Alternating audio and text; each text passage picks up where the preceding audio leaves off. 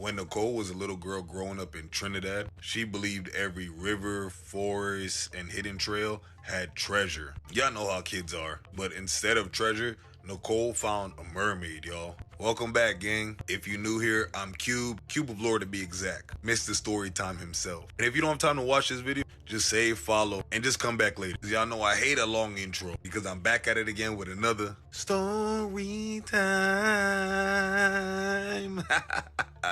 Now, one afternoon deep inside the rainforest near the Matura River, this experience frightened Nicole so badly, y'all. She didn't speak about this for decades. Today, now Nicole is in her 60s. So shout out to Nicole. We say Nicole in our country, but you know, y'all get the vibes. So if I switch back and forth and say Nicole or Nicole, don't correct me in the comments, because it is just my accent. Y'all know I'm a Caribbean boy. But my code switching is top tier though. See, Nicole was a very adventurous kid. Some people might say hard-headed. They would say her ears hard. But Nicole says she was simply just a spontaneous child. Very curious, very free-spirited, which Caribbean parents is not used to that, so that makes sense. She loved playing with little trinkets, finding shiny objects, shells, stones, any little accoutrements. She loved anything that looked unusual. Because Nicole lived in Trinidad, she would frequently travel to Tobago as well. That's where her father's family is from. So she grew up knowing both sides very well. She knew the communities, she knew the beaches, she even knew the forest. Nicole, you was too fast. Too fast for a child. And she knew older people that always warned her and other children not to wander too far, especially in certain locations alone. But Nicole never listened. Whenever she wanted to explore, Nicole would find one of her mother's old pocketbooks, place a few snacks inside, grab a long stick she could use for hiking, and pretend she's a famous explorer. She used to pretend she's an explorer searching for something that no one has ever found. Guess what, baby girl definitely found something for sure. This particular afternoon, Nicole decided to head to the rainforest. She made her way to a lush in the rainforest surrounded by the river, the Matura River to be exact. She described the air as warm and humid. Sunlight broke through the thick canopies and scattered golden beams of light everywhere. She could hear the tropical birds from the trees, insects and cicadas buzzing from a distance, and the gentle movement of the river flowing over the rocks. At first, everything felt normal, peaceful even. Nicole walked along the riverbank using her stick to push, sticks, leaves, trees, whatever out her way. So Nicole was searching in between the rocks and the tree roots to find anything interesting she could just throw in her mother's pocketbook. So as she's fixated doing that, all of a sudden she starts to hear splashing. Not the sound of fish jumping, and not like a sound like the animals are drinking from the river. This sounded heavier, almost as if someone was moving around in the water. So Nicole froze. I know, she was like, what going on here? Through the leaves, she saw what appeared to be a woman sitting in like a very calm section of the river. She said the woman had long black hair. She was running her fingers through it slowly. Almost like, preparing to comb your hair or do that, like one of those vibes. I guess I should say detangling, right?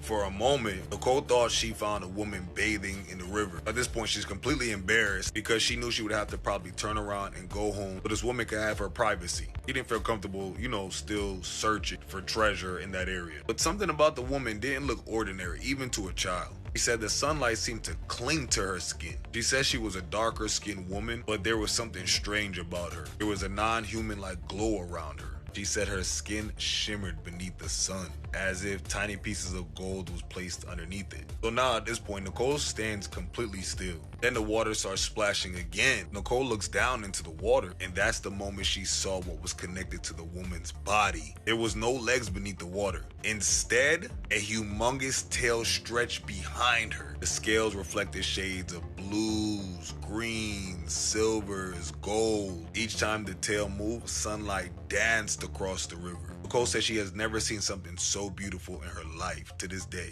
but also she has never been more terrified. She stared at the woman in complete disbelief. The woman slowly stopped playing in her hair. Then she turned towards Nicole. Nicole says she didn't look angry. She didn't rush forward towards Nicole. She didn't bare her teeth or threaten her in any type of way. She simply just looked at Nicole. Then Nicole heard a voice, y'all. But the woman's lips never moved. The voice appeared in Nicole's mind.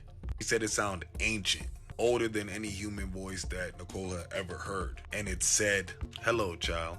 Be not afraid. So at this point in life, Cole didn't know what telepathy was. I mean, she was only a kid for God's sake. But what she did know, this used all her context clues. There was a woman with a gigantic tail that just spoke to her inside her head. Nicole screamed, y'all, dropped her stick, and began to run. She ran through those forests as quickly as her little legs would take her. Mind y'all, nobody is chasing her. Branches were sticking to Sis' arm, shoes were slipping against the damp ground, and she even lost one shoe. Nicole never turned around. She was way too afraid the woman from the river might be following her. I was over here laughing reading this story like, this mermaid is minding her business. She not worried about you, sis. Mermaid self-care routines are very important to them. That's the only time they pop out of water. By the time Nicole reached home, y'all, she could barely breathe. Her mother knew immediately something was wrong. Nicole told her everything, of course. She told her mother about the woman in the water playing with her long hair. She described the shimmering skin and a ginormous tail, as well as a voice that entered her mind. So now, Nicole is just really expecting her mother to tell her it was a bad dream or she was imagining things, like they didn't exist. She wanted her mother to comfort her. Nope. Nicole's mother's expression got very serious. She told Nicole what she was seeing was not an ordinary woman. She said they're called fairy maids. In Trinidad and across the Caribbean, there are many stories about mysterious spirits that live in the water. It could be all kind of water. It could be rivers, waterfalls, caves, even hidden pools. Some call her Mama Dilo, others associate her with Mami Wata. But at the end of the day, it's all the same thing, a mermaid. These are beings described as beautiful, not to be confused with the sirens because they're a little ugly. And these creatures are connected to water. Some say they guard the rivers, the forests. The guardians, they're protecting something. And others say they can enchant human beings, which they can. But I feel like that's more siren-like. The sirens are out to get you for no good reason. So they're gonna sing their siren song and try to get you. But mostly men. I've never really heard of women. So Nicole's mother warned her that fairy maids were known to lure people into the water. He claimed they can turn a man's head, steal his shadow, and leave him wandering through life confused. Or like crazy or forever changed. Again, I think they're confusing sirens with mermaids, which fairy maids should be like mermaids and sirens is their own. But y'all get what I'm saying. Just providing a little clarity on the story. So Nicole's mother left her with a warning. She told Nicole never return to that part of the river ever again. She ain't had no business over there anyway. And she also told her never speak of what she saw. There would be consequences. I don't know, supernatural consequences at that.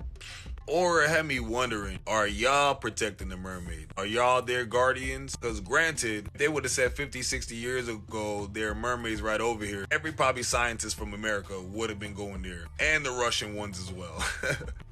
I don't know. Just food for y'all thought. Nicole did listen. She never returned again. She also never mentioned this woman ever again. Not even to her own father. It was like a secret between her and her mom. And for decades, Nicole carried this memory alone. It was not until she became a mother and eventually a grandmother to start telling this tale again. Nicole said she decided to speak up because she wanted the children to understand that some places should be respected. And if she knew that as a child, things might have been a little bit differently.